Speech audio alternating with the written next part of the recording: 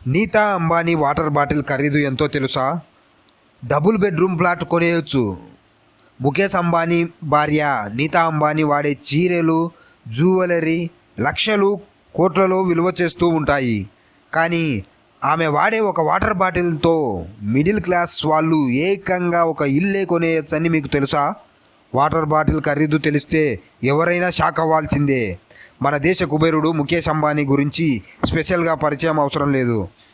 ఆయన వ్యాపారాలకు సంబంధించిన విషయాలతో నిత్యం వార్తల్లో నిలుస్తూ ఉంటారు. అయితే ఆయన భార్య నీతా అంబానీ మాత్రం ఫ్యాషన్, ఖరీదైన ఆభరణాలు ధరిస్తూ ఎప్పుడూ వార్తల్లో నిలుస్తుంటారు.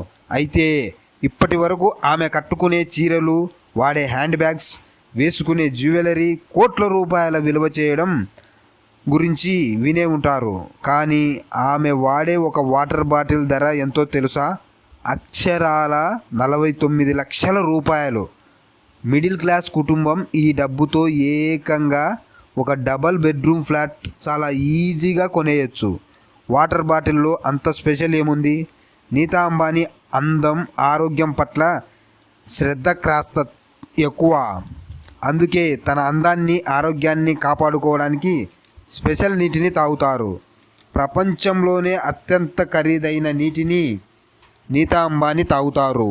అందుకే అంత ఖరీదైన వాటర్ తాగడానికి మరింత ఖరీదైన స్పెషల్ వాటర్ బాటిల్ డిజైన్ చేయించుకున్నారు.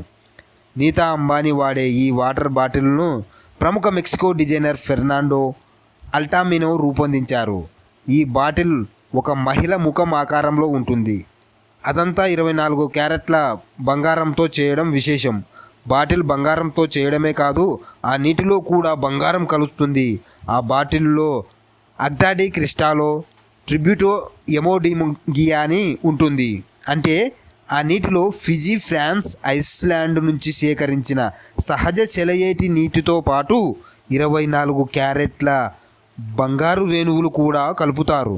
అందుకే ఆ నీరు అంత ఖరీదు. ఈ నీరు త్రాగడం వల్ల చర్మం హైడ్రేట్గా ఉంటుంది. నీతా అంబానీ అందం రహస్యం ఈ వాటరే అని చాలామంది అంటూ ఉంటారు. నెటిజన్ల రియాక్షన్ ఇదే. ఈ వార్త సోషల్ మీడియాలో షేర్ అయిన తర్వాత కామెంట్స్ మాత్రం చాలా భిన్నంగా వినిపిస్తున్నాయి. అంత ఖరీదైన బాటిల్ని కడగడానికి ఏ నీళ్లు వాడుతారు అని కొందరు కామెంట్స్ చేస్తున్నారు. అయితే నీతా వాడే ఈ వాటర్ బాటిల్ విషయంలో భిన్నాభిప్రాయాలు వ్యక్తమవుతున్నాయి.